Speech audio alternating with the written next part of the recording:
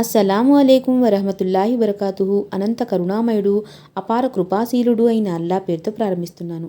ఈరోజు మనం హజరత్ అలీ రజిలా అన్హు గారి గురించి, ఆయన కుటుంబం గురించి ఇన్షాల్లా ఈ వివరాలను తెలుసుకోవడానికి ప్రయత్నిద్దాం. అల్లా తాలా మనకు సహకరించుగాక.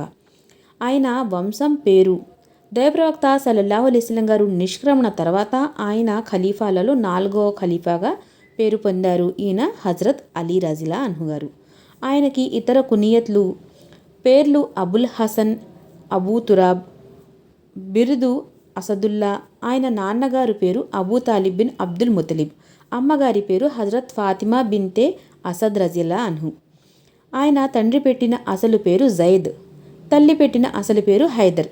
అయితే ఆయన ప్రియప్రవక్త సల్లల్లాహు అలైహి వసల్లం గారు ఆయనకు అలీ అని పేరు పెట్టారు. ఈ పేరుతోనే ఆయన ప్రసిద్ధి చెందారు. దాంతో అసలు పేరు మరుగున పడిపోయింది. హజరత్ అలీ రజిల్లాహు అన్హు గారు స్వయాన దైవప్రవక్త సల్లల్లాహు అలైహి వసల్లం గారికి పీన తండ్రి కొడుకే, వరసకు తమ్ముడవుతారు. ఆయన తల్లిదండ్రులు ఇద్దరూ కూడా హాష్మీ వంశస్థులే. ఖురేష్ తెగలో బను హాషిం ఎంతో గౌరవప్రదమైన వంశం. ఇంకా కాబా గృహ నిర్వహణ బాధ్యత కూడా బను హాషింకే అప్పగించడం జరిగింది. ఈ కారణంగానే యావత్తు అరేబియాలో దానికి మతనాయకత్వపు హోదా కూడా లభించింది. మొత్తం అరేబియాలో ఆ వంశాన్ని ప్రజలు ఎంతగానో గౌరవిస్తారు. ప్రతి చోట ఆ వంశం ఎంతో ప్రసిద్ధి చెంది ఉంది. అయితే ఇంకా ఆయన పుట్టుక, బాల్యం. హజరత్ అలీ రజిల్లా అన్హు గారు ఏనుగుల వారి సంవత్సరానికి దాదాపు 30 సంవత్సరాల తరువాత పుట్టారు. అంటే దైవప్రవక్త సల్లల్లాహు అలైహి వసల్లం గారి కంటే కూడా అలీ రజిల్లా అన్హు గారు 30 ఏళ్ల చిన్నవారు అన్నమాట.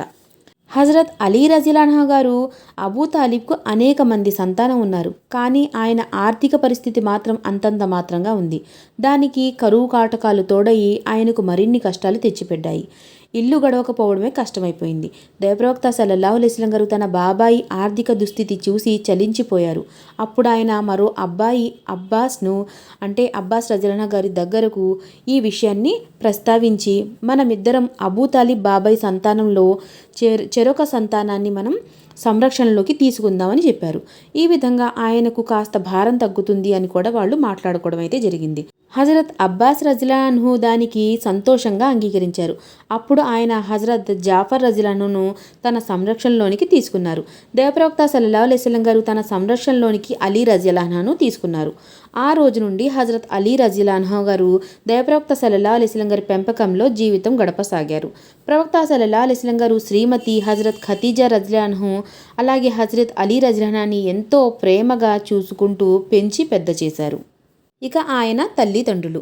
హజరత్ అలీ రజిల్లా అన్హు గారి నాన్నగారు అబూ తాలిబ్ గతంలో అబ్దుల్ ముతలిబ్ మరణం తర్వాత దైవప్రవక్త సల్లల్లాహు అలైహి వసల్లంను కన్న తండ్రిలా ఎంతో ప్రేమతో పెంచి పెద్ద చేశారు.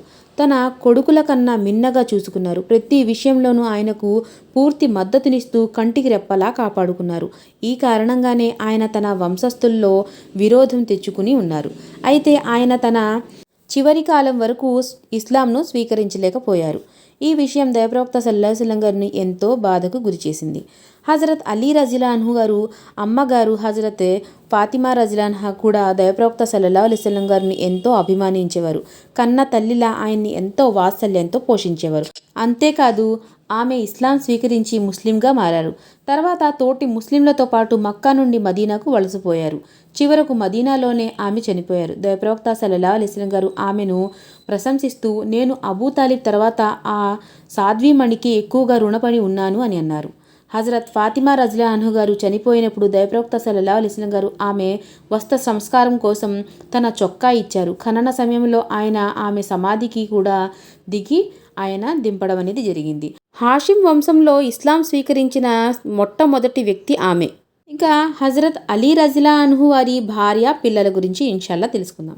హజరత్ అలీ రజిల్లా అన్హు విభిన్న సమయాల్లో మొత్తం 9 మంది స్త్రీలను వివాహం చేసుకున్నారు. వాళ్ల పేర్లు ఇలా ఉన్నాయి. మొదటిగా హజరత్ ఫాతిమా జహ్రా రజిల్లా అన్హు. ఈమె మన ప్రియప్రవక్త సల్లల్లాహు అలైహి వసల్లం గారి చిన్న కుమార్తె. ఈమె హిజ్రీ శకం 11వ సంవత్సరంలో చనిపోయారు. 2 వచ్చేసి హజరత్ ఉమ్ముల్ బయాన్ బిన్తే హిజామ్ కలాబియా.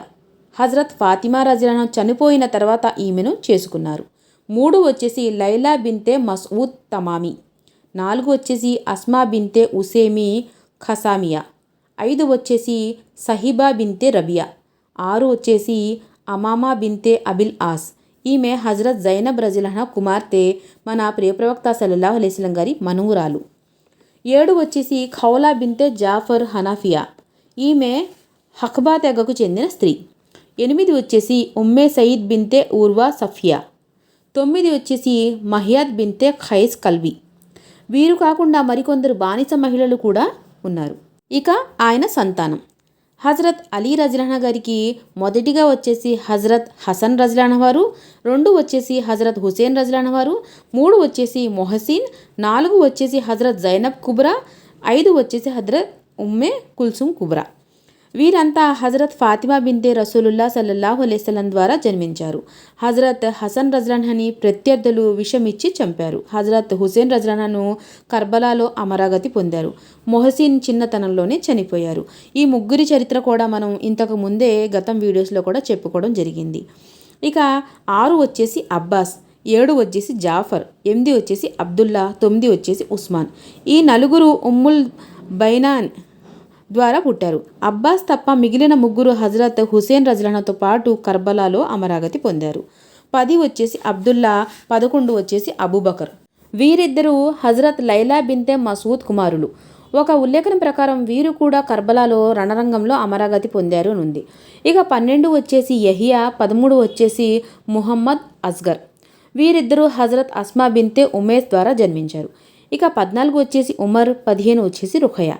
వీరిద్దరూ హజరత్ సహిబా బింతే రబియా ద్వారా జన్మించారు. ఉమర్ 50 ఏళ్ల వయసులో మనీబు అనే ఊళ్ళో చనిపోయారు. ఇక 16 వచ్చేసి మొహమ్మద్ ఔసత్, ఈయన హజరత్ ఉమామా రజిలహ ద్వారా జన్మించారు. ఇక 17 వచ్చేసి ముహమ్మద్ బిన్ అలీ, ఈయన మొహమ్మద్ బిన్ హనఫియా పేరుతో ప్రసిద్ధి చెందారు. హజరత్ ఖౌలా బింతే జాఫర్ ద్వారా పుట్టిన సంతానం అన్నమాట. ఇక 18 వచ్చేసి ఉమ్ముల్ హసన్, 19 వచ్చేసి రమలా కుబ్రా. వీరిద్దరిలో ఒక అమ్మాయి హజరత్ మహియాద్ బింతే ఉమ్రే జైన్ ద్వారా పుట్టి చిన్నతనంలోనే చనిపోయింది. ఇక మహిళా బానిసల ద్వారా పుట్టిన సంతానం ఈ విధంగా ఉంది.